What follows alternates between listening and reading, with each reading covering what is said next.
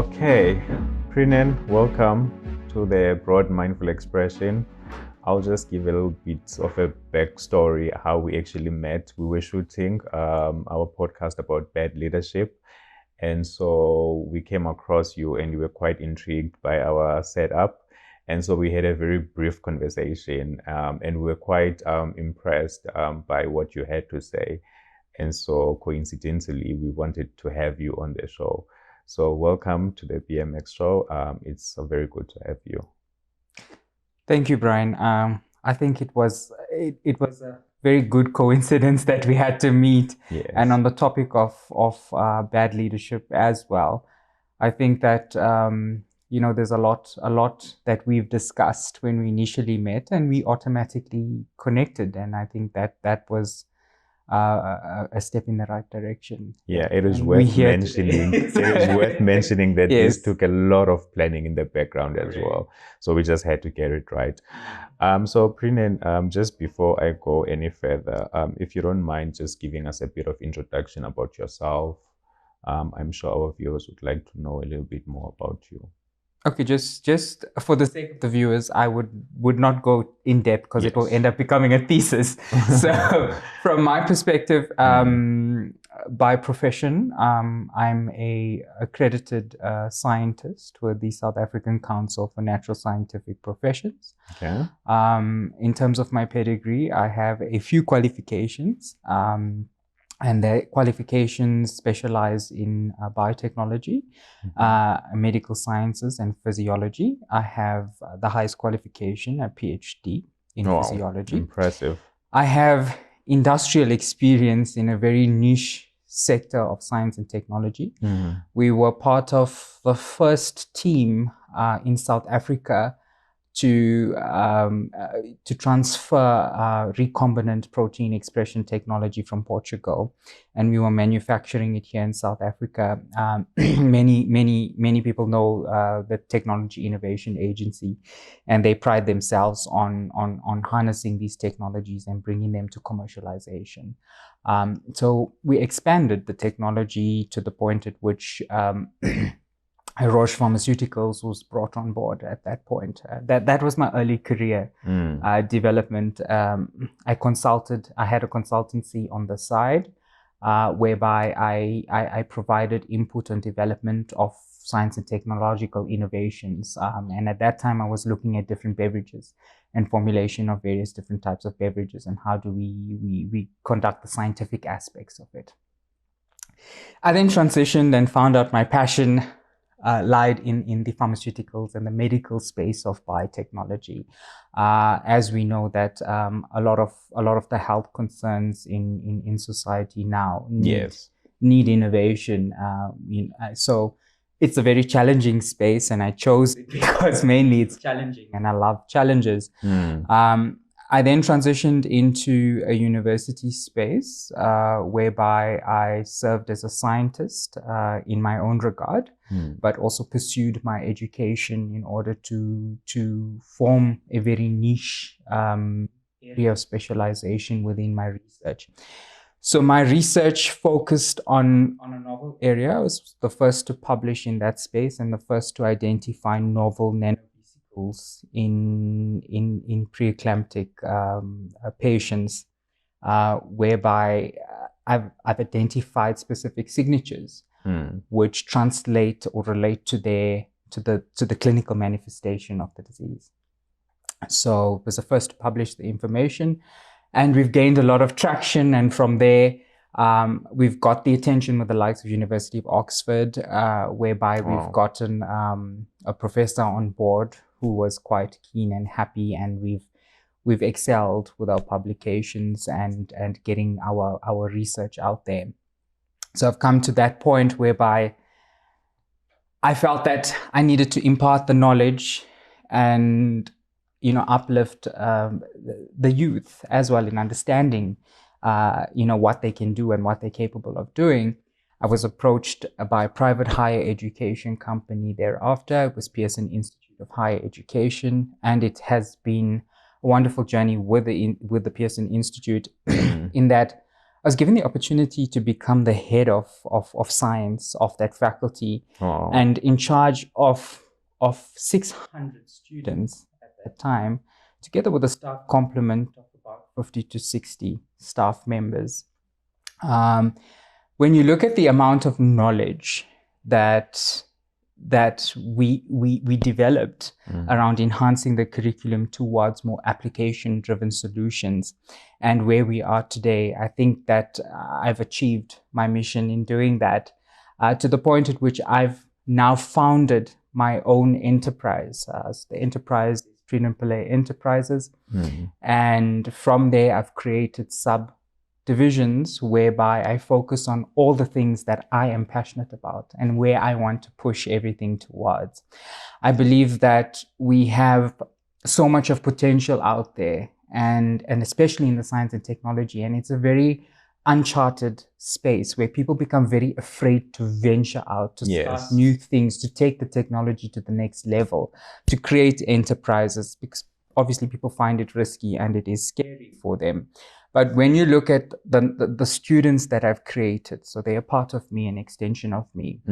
So many of them understand the vision, and we generate a whole, a cohort of new ideas, and we want to now take those ideas to commercialization. So we're providing solutions to the communities. Wow. So one of the, I can go on. So that was actually quite mouthful for an introduction, I must actually proclaim. It's a fair assessment to actually say that you're quite prominent in your field, right? Because there was so much depth and so much experience in what you said. And I did somewhat pick up science and technology. In most cases, those two aren't always mutually exclusive. But I think for me, I like the way that you both you marry both these different entities. So I want to delve deep now into the nitty-gritty. It's a pity that there's already so much that you actually said. So without further ado, what is PPSG Health? So PPSG Health is one of the more fourth aspects or divisions of the business, whereby we have partnered with international laboratories to provide advanced genetic testing. So what PPSG Health focuses on is not only genetic testing as we've launched with, but more a company that encompasses all of the innovative solutions and technologies towards moving towards providing preventative medicine and new ways of transforming the healthcare sector. We believe that there is a new kind of doctor, medical doctor, that has been,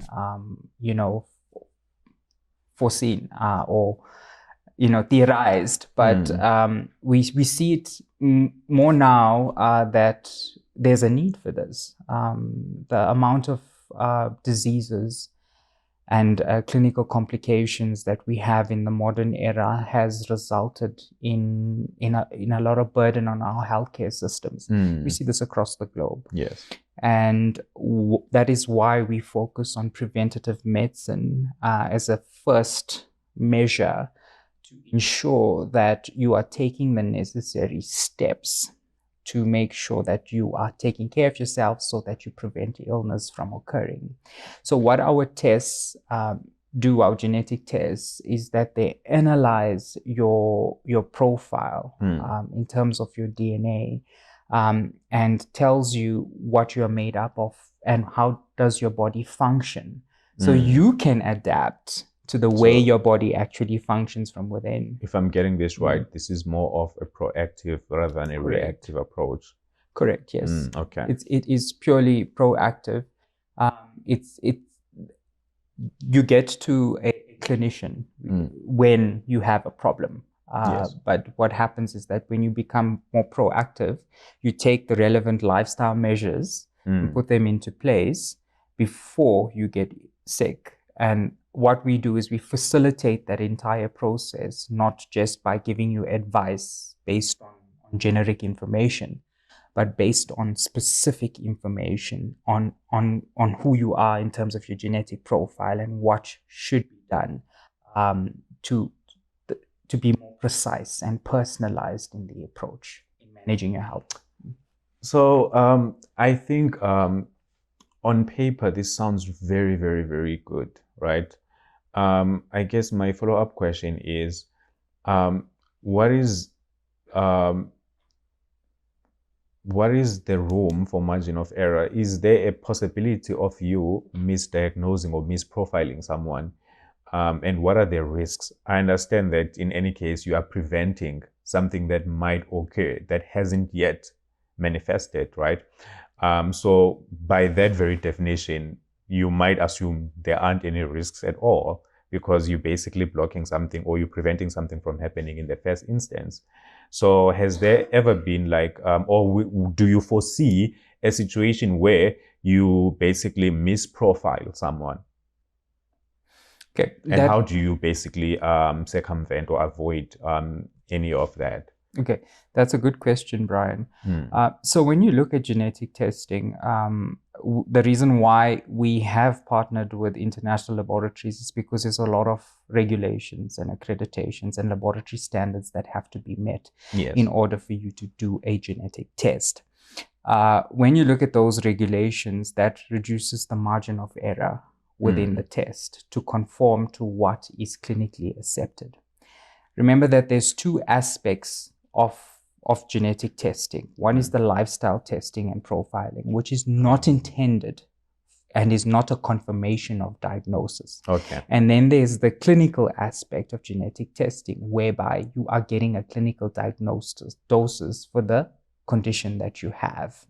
So the clinical diagnosis is more in-depth and has a lot more rigor involved in terms of the technology that you are using and the multiplexing analysis that needs to occur there, together with a whole host of people that need to clinically validate and give input into the information generated, including the patient's clinician.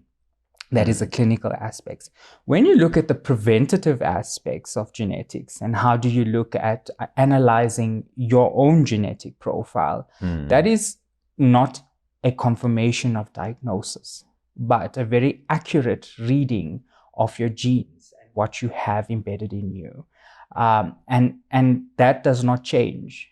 That will never change. That is embedded in you. I mean, your sequence will always remain the same. So what the technology does is using highly accurate and validated sequences and databases to map specific genes and relate that to specific traits, such as your vitamin deficiencies, various different types of diseases, which has been clinically validated. The entire human genome has been recently mapped at the end of March, which has been a major milestone for the scientific industry, because the entire human genome, the genes and the sequences are not known. So this puts our technology in a new space, whereby, yes, the machines are there. We have the most advanced machines doing the analysis, but also the fact that we have internationally available clinical data to show us what everyone's genes are made up and how to map those specific genes. So it's not a matter of pulling the information from everywhere. It's a matter of how your specific codes are positioned and what they are, and how that maps to the specific traits that we want to identify throughout the range of tests we offer. Yeah, no, absolutely. I want to introduce something a bit more controversial. I don't know if you're familiar with the Elizabeth Holmes story. But it was one of the most incredible scientific studies and research that was conducted during her time, where like they basically take your blood test, right? Instead of basically taking your blood through different sort of labs, like it was almost like this single pane of glass where they basically like profile everything that you could basically have from just one test, right? And it didn't end up so well. And I think also like it ended up casting this dark cloud on scientists. So because and obviously like I'm not casting any aspersions on anything that is health related or science related, but because we have some of these controversial scenarios that we've seen in the media, and so like I think we I would say we're very resistant towards this. So why is this important for me as the consumer, or like as the target audience? Why is it important for me to basically know my DNA and my gene profile? That's a very, very important aspect that you brought up. I think that when we look at the situation in terms of the analysis that was done with the scenario you've given, there's a multitude of tests that are available. Being a responsible and accredited scientist, you have to select the appropriate tests that are validated and that are the latest, that utilize the latest technology. What people fail to understand is that there's a million techniques that you can use. But how you structure it as a scientist and how do you validate it is questionable. 5 years ago, the technology was very new. I mean, we have not sequenced the entire human genome. The technology has advanced to the point at which we internationally, it's becoming recognized. It is recognized internationally at the moment, but we're getting more applications from the technology. And this is required to advance the field of medicine. When we look at the clinical aspects and the type of research medical doctors are currently doing, every single one of them, if you do a search, they are doing molecular science and they're incorporating molecular science. And you ask yourself the question, why? The reason why is that your entire body, from the time you were conceived, during the process, there was a transfer of genetic information.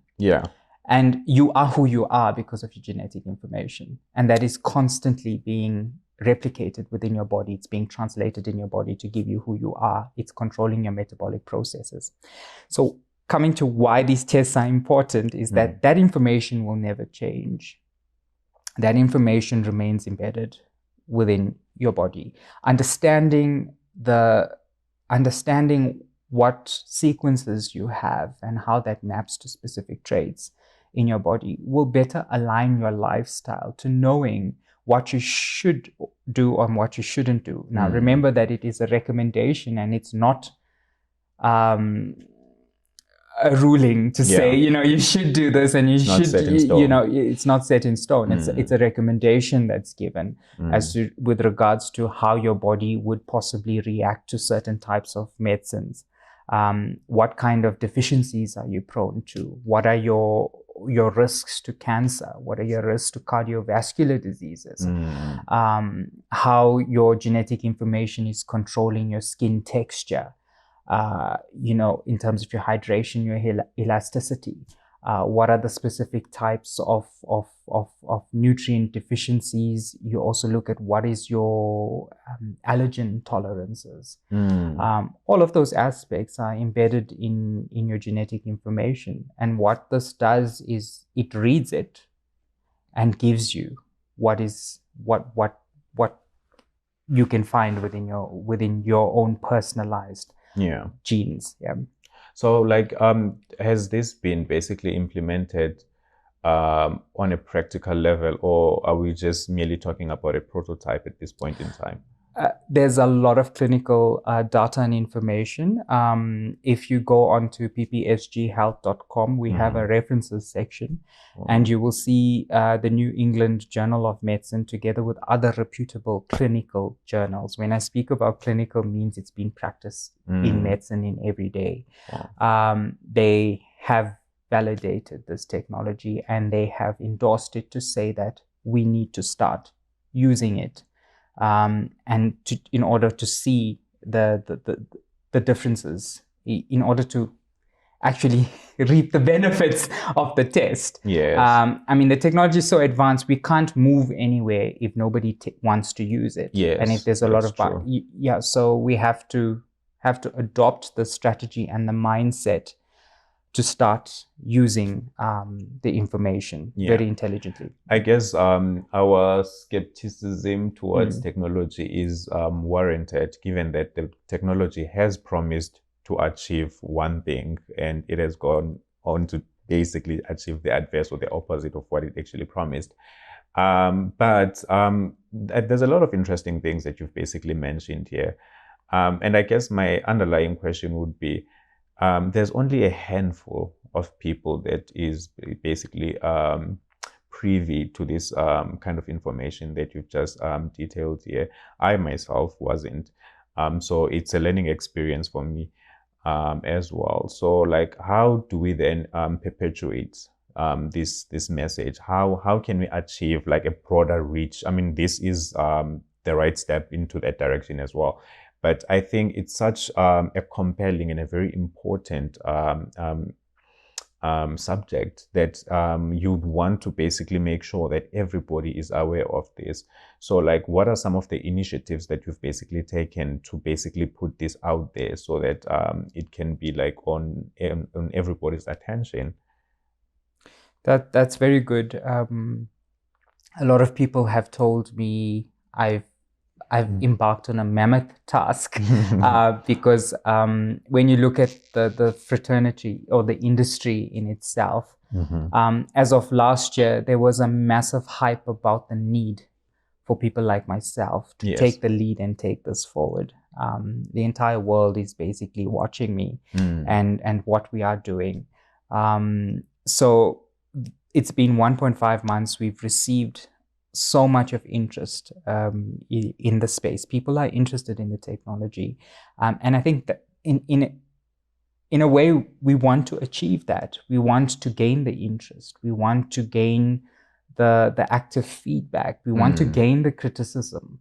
We want to understand, what are the specific needs of the community and where we should go with that. And in doing that, we've adjusted our strategies in making sure that we fill those gaps and those needs.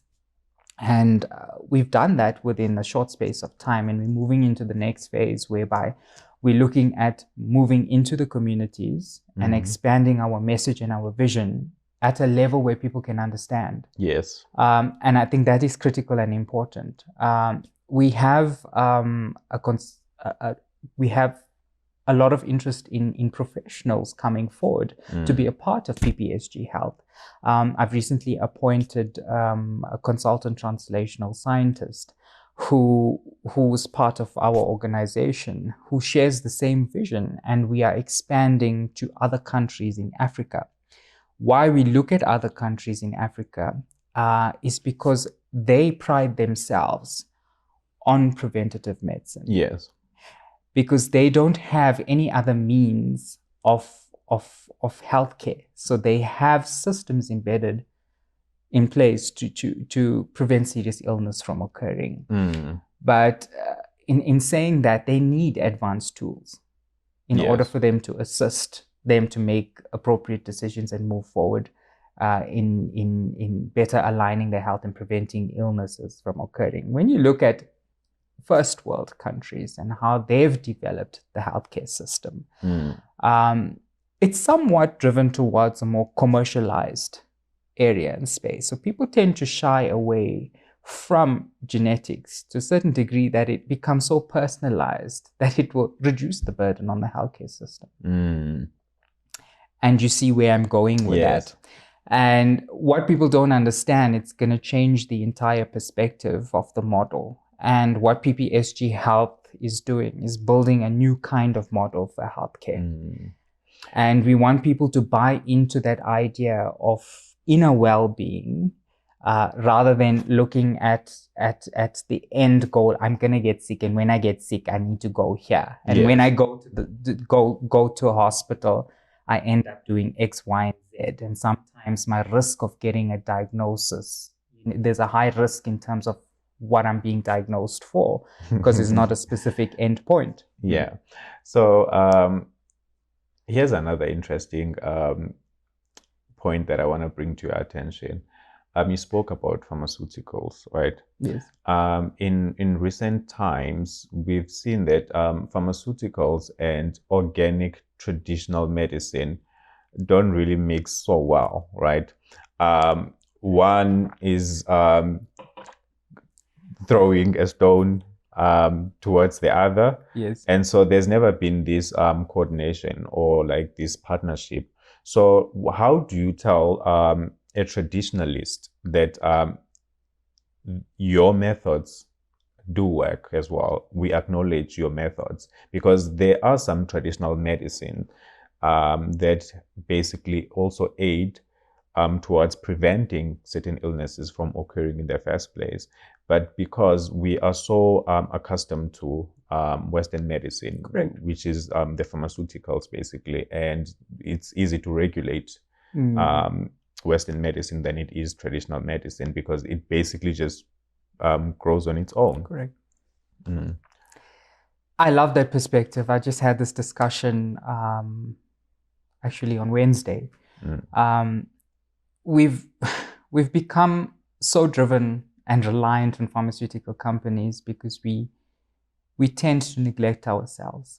And when you look at traditional healers, and a lot of the African countries, and especially the rest of Africa, more so than South Africa, they pride themselves on traditional medicines, and there's a reason for that.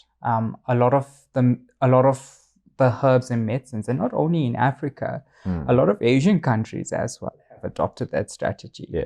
It's just the Western world that looks at pharmaceuticals. But then when you look at a perspective of why do these plants, do these traditional medicines work, it's because plants contain phytochemicals. And these phytochemicals are the key active ingredients which do, help with certain ailments, clinical ailments as well, with a lot of diseases. And this has been scientifically proven. It's not new. South Africa has an IKS policy and white papers in place, which is the Indigenous Knowledge Systems.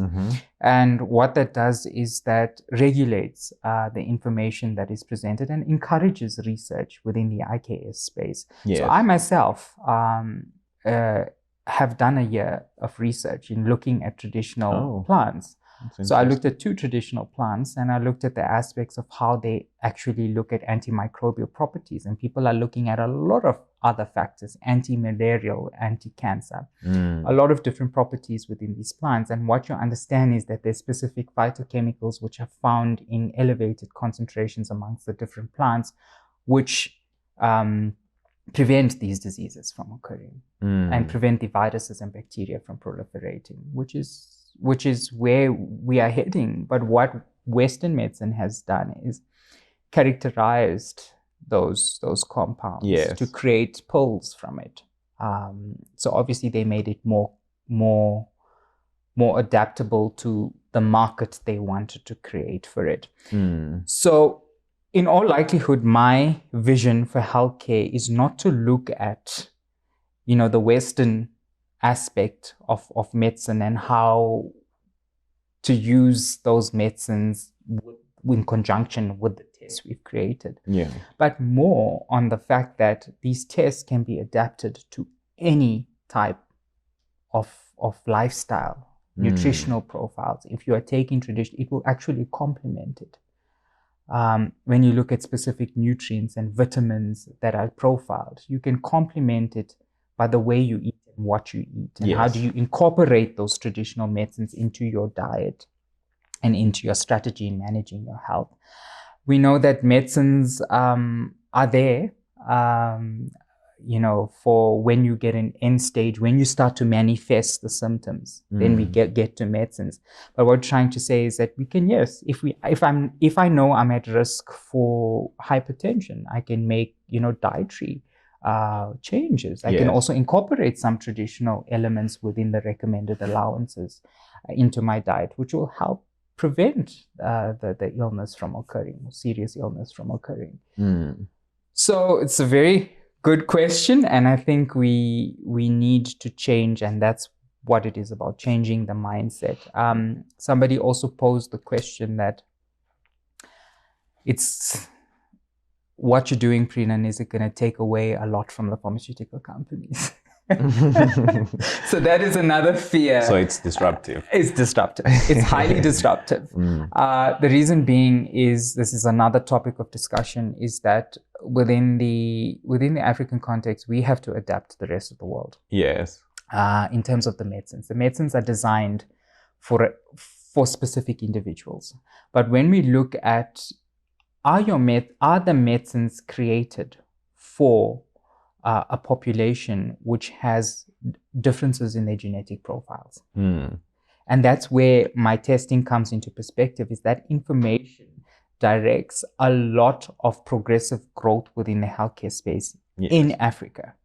And it does become disruptive. And, there's so much of intellectual property, there's so much of responsibility when it comes to that kind of information. Yes. And we have embedded a lot of rules and regulations in everything that we do to protect the information. So there's a lot of data protection, there's a lot of informed consents, there's a lot of consultations that goes on with our clients and how we use the information. And many companies do not do this. They do not explain the other aspects of it, of giving your genetic information and analyzing your genetic information. We've embedded this into our solutions so that people become more aware, so that they can use information intelligently and adapt their lifestyle. So of the school of thought that the birth of one innovation, industry, whatever the case, can sometimes be the death of another, right? I'll basically give you like a synopsis of this. Health institutions, right, over the years have proven to be more profit driven, right? So looking into what you just told us now in great detail, you are preventing something, right? So that means that there's no greater need for us if we go by your recommendations. There's no greater need for us. And yes, you mentioned positives as well, that you basically like ease off the burden of hospitals and all of that. But by the same token, that also slowly kills the other industry. Because imagine a world where we can know in advance and we can act on it. Then do I need to visit the big pharma? I love your thought process and your train of thought. If you caught on from the beginning to say that I've created an enterprise, and the enterprise consists of various divisions. We are working on a number of projects. We've got so much of an interest from our international organizations, to the point at which we are looking at partnering, and we have a lot of solutions for many of the aspects that you've spoken about. And yes, people have boldly published, including medical doctors, have published in reputable journals to say that medical doctors would become obsolete in the future. There will be no need for medical doctors to look at clinicians to treat ailments, because everybody will be well. It will only be to a point at which people will possibly even live for far beyond 100 years. And that's a game changer for everything. Yes. Everything Absolutely. changes. But the question comes in, and if we are intelligent individuals, and the way I see it, is that we need to create the next type of clinician.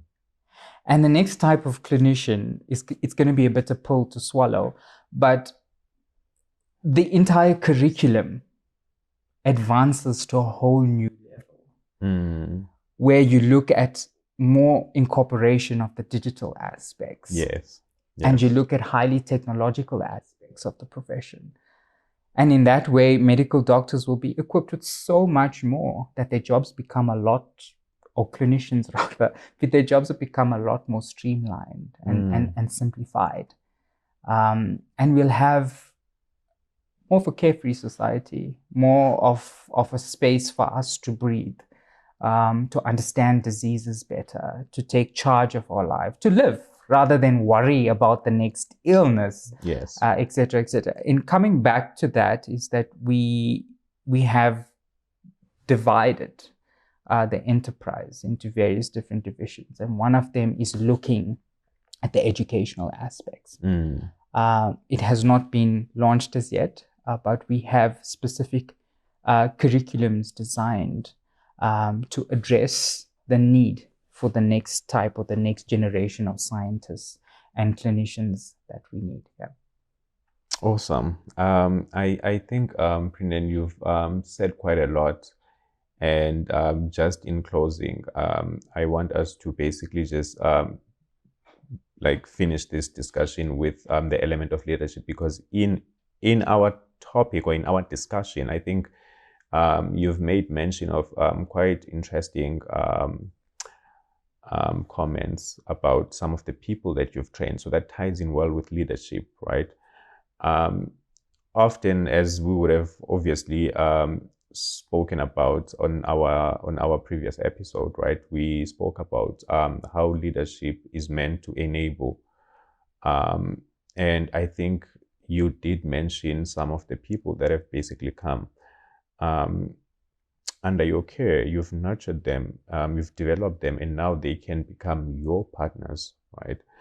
So like, what's your views on leadership basically, and what does it mean to you as we're closing? I think leadership broadly is not a fancy title, and it's not something to easily toy around with or to use loosely. A lot of people tend to use the term and call themselves leaders, but the actual implementation of it is far more complex. Yes. It's not about you when you are a leader. It's about how do you change the lives of another towards achieving a common goal. And when you look at my experience, which I've actually implemented through trial and error as well, is to lead a team towards a vision and get them to understand that vision to the point at which not only the team understood it, the team actually translated it to the clients. In this case, it was the students who understood the vision and went out there with the vision, and they are making the change. So as leaders, we impart the vision to make a change in society, and we want a positive change, and we need to do it selflessly without any, as you said, and you made a point about the economic bounds. And people are mainly driven by the economics of everything. Yes. And the moment we eliminate that from the picture, everything changes a little bit. And that's where true leaders tend to show up, and they take charge. And that would show you who a true leader is. And when they have principles and values and ethics, and when those things are compromised, the decisions they make under those circumstances would tell you if they're a true leader or not. Yeah. We had many a debate about leadership, whether leadership is actually in your genetics or in your gene profile as well. I mean, many people have asked me the question. We don't know.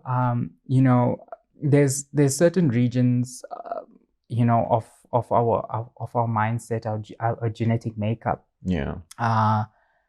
which code for different factors, and it's still an uncharted area. But for me, if you are a leader, you can make anyone a leader. Yes. So that's the skill. So that theory is basically does not hold any water. But if you are a true leader, you will impart knowledge and give direction and encouragement to the next, to the point at which that person shares the same vision and wants to make a difference and a meaningful impact rather. Yes. There's a difference between making a difference or a change, but an impact. The impact that it has to be drastic. And that's what leadership should be about. Well put. Preenan, thank you very much. I think we can all agree that the future of PPSG is very bright. And we're looking forward to basically having you even like on future discussions as well. This topic itself is so broad. I do feel that we would need to basically unpack it a bit further. You know, I want us to go as far as talking about health in the workplace, right? And try to tie it in with what you do, right? Because I think there is a burning desire on that subject matter itself from the audience. They would like to basically speak about that. So again, like we appreciate you for coming to educate, to enlighten, and to basically tell us more about health and science, technology. There's a multitude of things that you spoke about, and people will digest this and they will want to know more. So we hope to have you again, and then we can discuss more, and then we can unpack it a little bit further. Thank you very much. Thank you so much, Brian. It has been a pleasure, and I look forward to many more shows like this. Thanks, Preenan.